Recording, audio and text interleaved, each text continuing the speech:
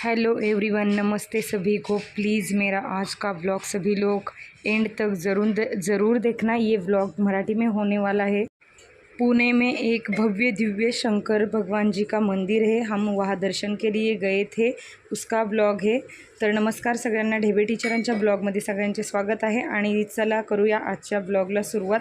तुम्ही पाहू शकता मी आज कुठे गेलेले आहे। पूर्ण ब्लॉग पाहण्यासाठी चॅनलला नक्कीच सबस्क्राईब करा।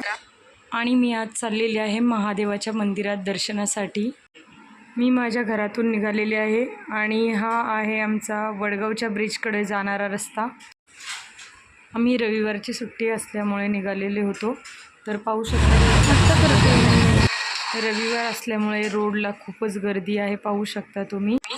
आणि हा आहे दाहेरी वडगावचा रोड।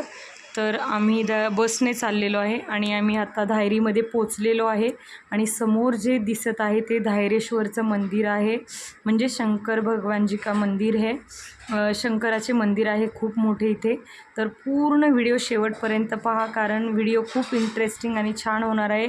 अजून एका जे मी जास्त भक्त आहे त्या देवाचं पण मी दर्शन घेणार आहे।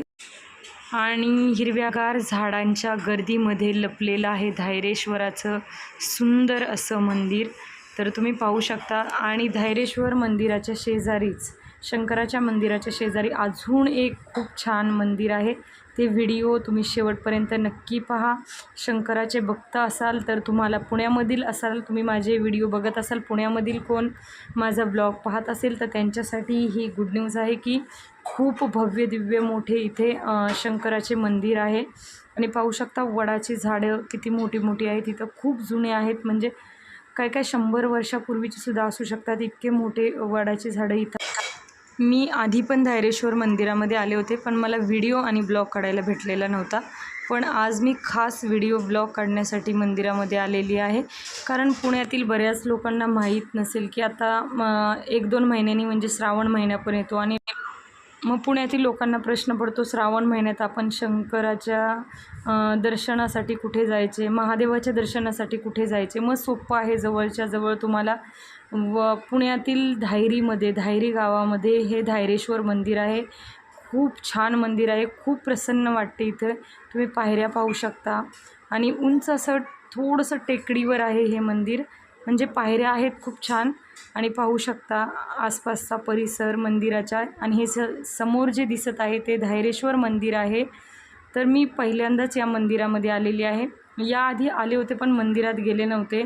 एक कार्यक्रम होता इथे, त्या कार्यक्रमासाठी मी आले होते। तर आसपासचा परिसर पाहू शकता आणि मंदिर इतकं सुंदर आहे। श्री धायरेश्वर मंदिर लिहिलेलं आहे त्यावरती। इथे नंदी भगवान आहेत, तुम्ही पाहू शकता। आणि बहुतेक रविवारची सुट्टी असल्यामुळे खूप जास्त लोक इथे येतात, गर्दी असते इथे जास्त लोकांची। तर चला दर्शन घेऊया आपण महादेवाच्या पिंडीचं, कारण इथे महादेवाची पिंड आहे आतमध्ये।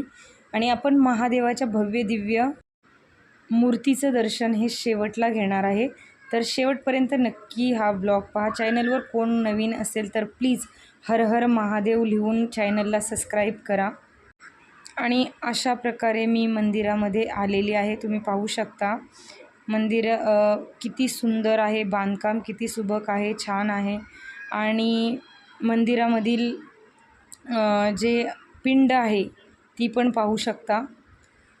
तर कोण पुण्यामधील असेल तर मला कमेंटमध्ये नक्की सांगा। आणि इथे पाहू शकता मी पण महादेवाचे दर्शन घेत आहे, शंकराच्या पिंडीचे दर्शन घेत आहे।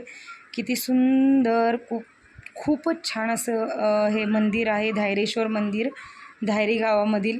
तुम्ही पाहू शकता किती सुंदर आहे। तर श्रावण महिन्यामध्ये तुम्हाला कुठे लांब जायची काहीच गरज नाही, पुण्यामध्ये इतके सुंदर मोठे मंदिर आहे। आणि इकडे पाहू शकता नंदी भगवान, मी त्यांच्या कानामध्ये काहीतरी विश मागत होते, जी माझी पूर्ण होईल ही मला पूर्ण खात्री आहे। आणि खूप सुंदर असे नंदी भगवान आहे तिथं। तर मी जी विश मागितली ती माझी पूर्ण हो हीच महादेवाचरणी प्रार्थना। महादेवाच्या मंदिराच्या बाहेर गणपती भगवानाचं मंदिर आहे, गणपतीचे मंदिर आहे इथे पाहू शकता तुम्ही। माझं हिंदी आणि मराठी मिक्स होते त्यासाठी सॉरी। कारण जास्तीत जास्त मला हिंदी बोलायची सवय लागली. तर मंदिराच्या बाहेरचा परिसर पाहू शकता, मंदिराचं बांधकाम पाहू शकता, किती सुबक सुंदर सुरेख असं मंदिराचं बांधकाम आहे. आणि इकडे पाहू शकता कितीतरी वर्षापूर्वीचं हे जुनं वडाचं झाड असू शकतं. इथं बऱ्याच बायका बघा, इथे उंबराचं झाड आहे ना हे, आणि समोर बरोबर दत्ताचं हे असतं.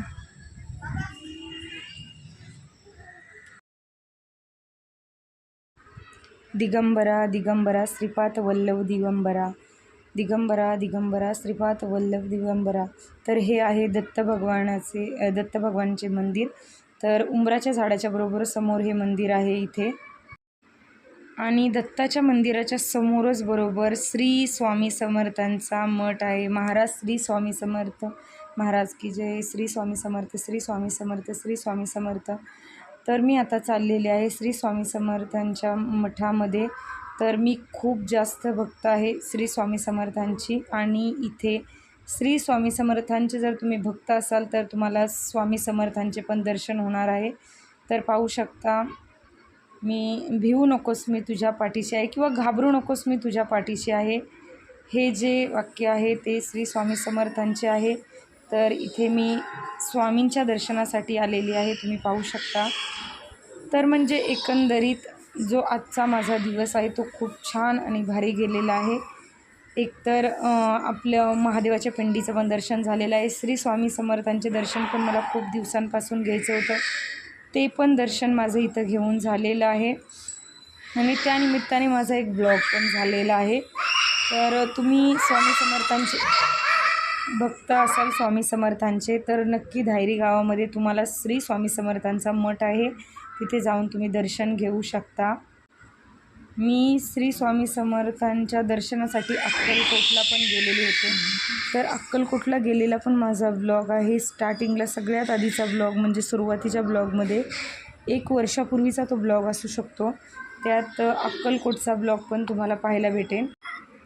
माझ्या चॅनलची सुरुवातच मी श्री स्वामी समर्थांच्या व्हिडिओने किंवा श्री स्वामी समर्थांच्या आशीर्वादाने केलेली होती.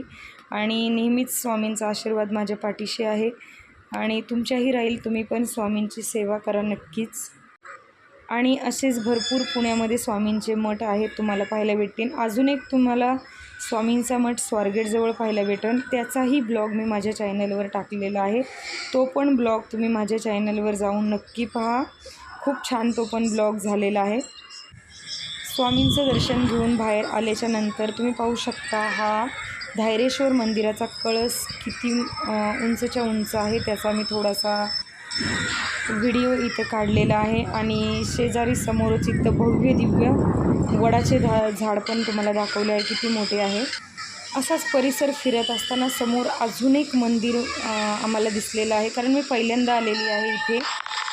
तर चला तुम्हाला त्या मंदिरामध्ये नेते. तुम्ही पाहू शकता इथे या मंदिरामध्ये मी चाललेली आहे. आणि वरती नाव काय लिहिलेलं आहे ते तुम्ही वाचून मला कमेंटमध्ये नक्कीच सांगा. इतकं सुंदर शांत आणि भारी वाटत होतं या परिसरामध्ये.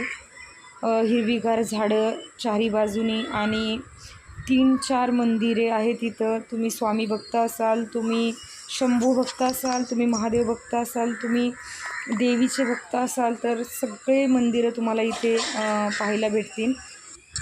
एकंदरीत वातावरण खूप छान प्रसन्न होतं. आणि इकडे पाहू शकता इथे खूप जास्त मांजरी पण आहेत.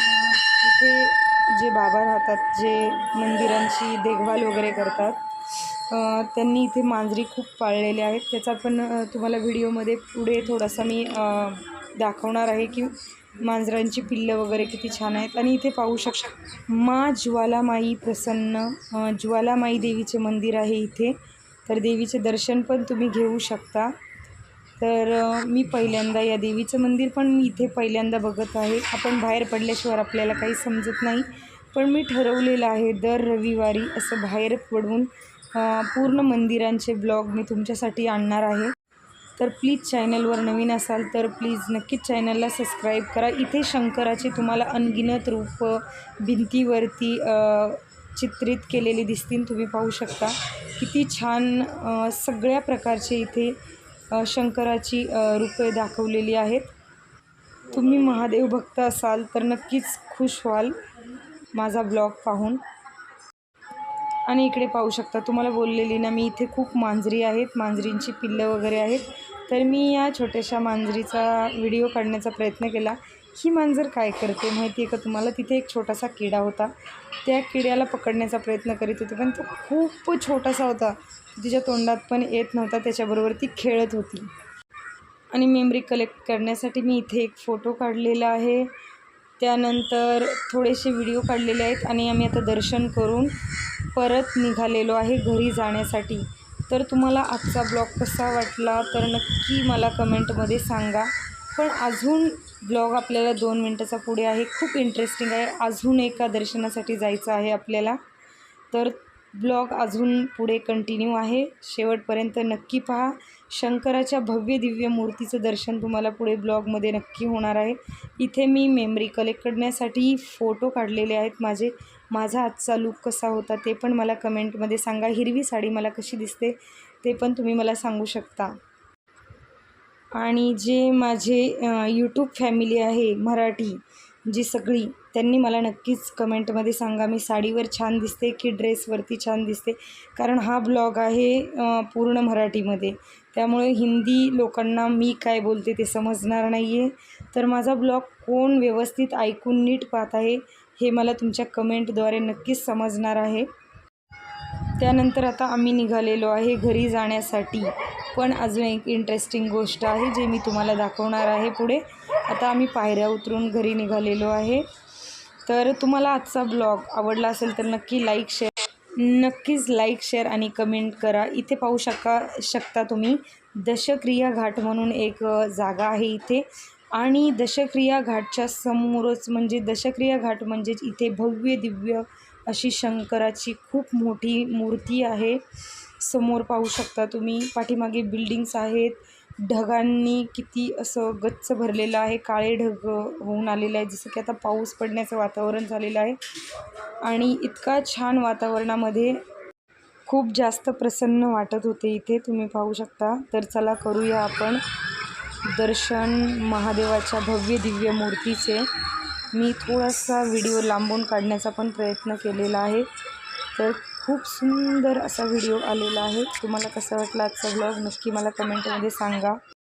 आणि प्लीज ज्यांनी कोणी माझा ब्लॉग पाहिला सगळ्यांनी कमेंट करा. चॅनलवर कोण नवीन असेल प्लीज चॅनलला पण सबस्क्राईब करा. इथून पुढेही तुम्हाला असे छान छान ब्लॉग माझे पाहायला भेटतील. आणि मी प्रयत्न करते लॉंग व्हिडिओ टाकण्याचा, पण तेवढा टाईम काय माझा सेट होत नाही आहे. तर पाहू शकता किती सुंदर अशी महादेवाची भव्य दिव्य मूर्ती आहे. तर चॅनलवर कोण नवीन असेल खरंच प्लीज नक्की चॅनलला सबस्क्राईब करा. इथून आम्ही शंकराचं दर्शन वगैरे घेतल्याच्या नंतर 7:30 वाजता वगैरे 8ला घरी पोचलो, कारण 7 वाजता धायरी गावातून वडगावपर्यंत येण्यासाठी बस होती. तर नक्की माझ्या चॅनलला सबस्क्राईब करा. आणि आजचा ब्लॉग कसा वाटला तो पण मला कमेंटमध्ये सांगा. आजचा ढेबे टीचरांचा लूक कसा होता, हिरवी साडी ढेबे टीचरांना कशी दिसत होती ते पण तुम्ही मला कमेंटमध्ये नक्कीच सांगा. तर सगळ्यांनी माझ्यासोबत बोला, श्री स्वामी समर्थ, श्री स्वामी समर्थ, श्री स्वामी समर्थ. हर हर महादेव, हर हर महादेव, हर हर महादेव. इथून पुढेही सगळ्यांचा असाच सपोर्ट माझ्याबरोबर राहावा, कारण माझ्या यूट्यूब फॅमिलीने मला खूप जास्त सपोर्ट केलेला आहे. त्याबद्दल सगळ्यांचे आभार. Thank you so much. Thank you all of you. Sairam.